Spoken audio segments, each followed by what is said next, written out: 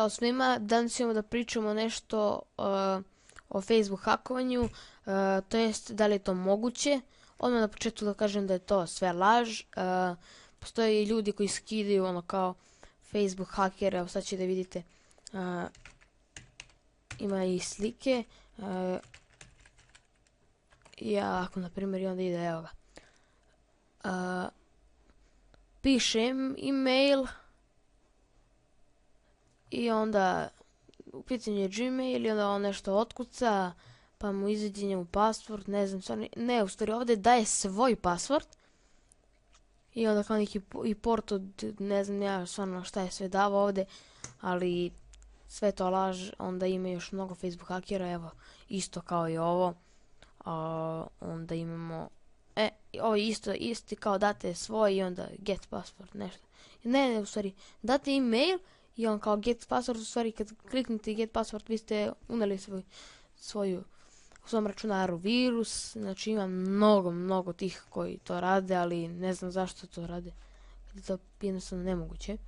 Pokazat ću im jedan način, jedan dobar način koji će im možda nekad poslužiti. Znači ukuca on njegovu email adresu, bla bla bla. I sad pre nego što otkuca, na primjer evo ovdje, on ništa nije otkucao i onda vidite ovdje ispit element i onda ne znam da li će se vam ovako pojaviti i možda će da bude drugačije, ali ja sam ga tako namjestio, nije bitno. Čekaj. Nije bitno, znači vama će se pojavi ovako dole tu. Ovako veliko tu dole. I nije to bitno ništa, bitno je da tražite, kad idete ispit element, tražite ono što je kao plavo, aha, evo ga.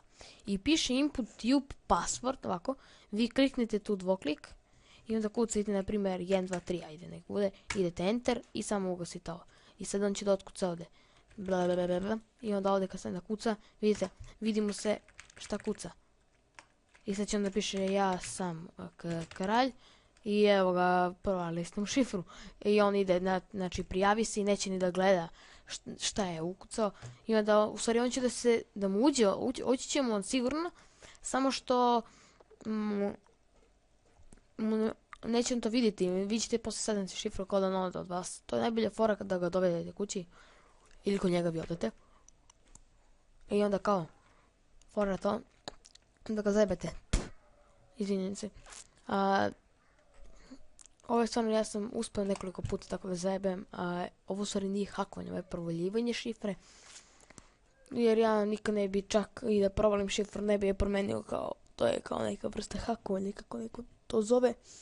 Ne bi mu promenio šifru, jer ne znam, opet mi je drugo i ne bi to radio nikad.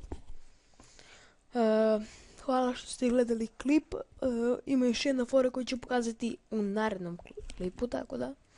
I onda ćete vidjeti još jednu dobru foru koja je u stvari radi na principu šta vi kucate na računaru. Znači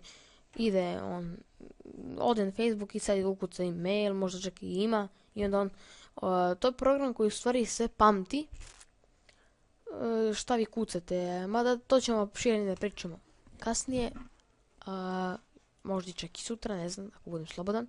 Tako da vidimo se. Ćao!